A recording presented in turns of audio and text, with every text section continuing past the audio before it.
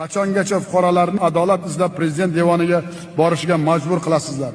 Bilib qo'yinglar, endi prezident nomiga yozilgan har bir murojaat belgilangan tartibda sinchiklab atroflicha qonuniy asosda o'rganib chiqiladi va qonun buzilishi holatlariga yo'l qo'ygan sud organlari xodimlariga nisbatan jinoiy javobgarlikka tortishga qadar keskin choralar qo'llash masalasi qo'yiladi. Shuning uchun har qaysi sudya hukm chiqarishdan oldin 7 marta emas, kerak bo'lsa 70 marta o'ylab, shundan keyin biror bir qaror qabul qilish shart. Oliy sudning yangi rahbariyati bu masalalar bo'yicha qat'iy nazorat o'rnatish kerak. 7-dan, ming afsus, Oliy sud sudlov sohasida sud hokimiyatining oliy organi ekanini, sudlov faoliyati ustidan nazorat olib borish huquqiga ega ekanini unutib qo'ygan.